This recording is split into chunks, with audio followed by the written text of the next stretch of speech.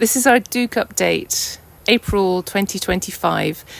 It's been a long time since we've updated you on the douc because there's been so much happening and it's all been not as planned, some bits quite scary, but let me share with you today because it's going quite well. So, as you know, we rescued Peter over 2 years ago now, very slim, malnourished. Fung and the team didn't really think he would make it, but he did. He ate his leaf. He got big, he got strong, and all of a sudden we had a beautiful, big male who had at least 2 years of living in the wild before he was hunted. So he had wild knowledge. So this was really special. And also at this time, we had satellite collars that were coming down to the right sizes to fit on gibbons, and also douc.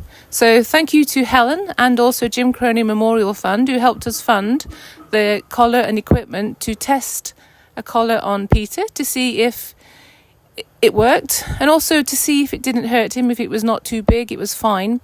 So we collared Peter last June. The collaring went really, really well. The collar always looks big when you first put a new collar on, but Peter didn't seem to mind. He chewed the antenna a little bit, but then he was off into the forest. We released him on Dautien in the 20 hectares. Here the large group there, possibly around 20, 22 individuals. We think the ladies came to find him. He was quite happy on the western tip of the island for a couple of weeks. Then all of a sudden he dashed north. We think he had a fight with one of the older males who was not quite so happy and threatened a bit by handsome Peter. So Peter came up to the middle and to the top of the island, and here he quietly travelled, got bigger, more beautiful. And then one day we found out that Peter had jumped into our top semi-free in the northern edge of the island, which held Anna, Vu and Qui, our other douc. It makes perfect sense. We've always said that douc need douc. So for Peter on his own on the island, after he'd had trouble with the southern group, it made sense that he would find any other douc on the island, and he found Anna. We were a little nervous at first that there might be trouble, especially for Vu and Qui. Turns out these big handsome langur males are actually like mega dads, super dads, and Qui actually was very drawn to Peter very quickly, and if Qui made a squeak or any noise, Peter would come to protect him. So Qui was good with Peter. Anna, well, everyone loves Anna. Peter adored Anna and he wanted her. As for Vu, Vu was okay, but he kind of kept a little distance. He was a little bit nervous. As an adolescent young male, he had to respect that Peter was the big, strong, handsome male, which he did. So in the semi-free, Peter was back to buffet service because the team were collecting leaf for him, but the little group got stronger and stronger. But then one day we found there was another douc in the semi-free.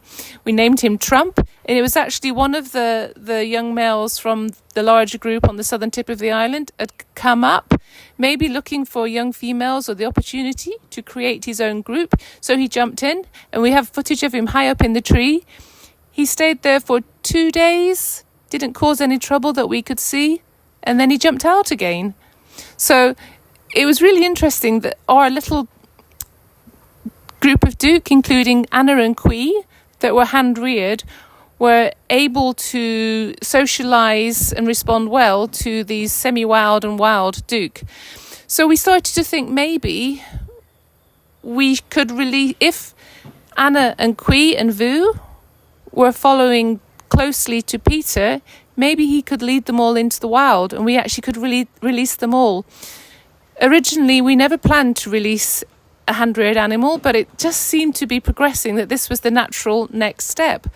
So we opened the gate and let them all come out of the semi-free onto the island. We wanted to see how they behaved on the island to make sure that they stayed together as a tight unit. We wondered what would happen with Vu. They all came out very quickly, very relaxed. Anna and Qui stayed very close to Peter, but Vu did start to distance himself. It was clear that Peter was the boss and Vu had to respect that. Normally in the wild, Vu would maybe form a bachelor group and go off for a little while until he also becomes big and strong and able to compete or attract his own ladies. So then in the last weeks, we decided we were going to release them into the main forest. On douc, there isn't enough space, and also because this is where Anna and Qui were hand-reared, they were coming back to the centre, causing chaos with the gibbons, bouncing on roofs, lots of places where they went when they were tiny. So it was really important, before Anna taught Peter all her craziness, it was important that we release them in the main forest where Peter could be the leader and show Anna and Qui how to really go wild. At this time, it became clear that it wasn't appropriate for Vu to go out. We did actually give Simon the opportunity at this time also to go with them, just because we thought if we didn't, Simon would be alone on douc, and that, as we have said, douc need douc. So for him to be alone was not something that we were happy with. Anyway, it turns out that Simon isn't fit enough yet to go to the wild. He still doesn't have the mobility that he needs. He's still got stiff joints. As expected, if you sit in a bird cage for 4 to 5 years, there's a legacy of damage that needs time to heal.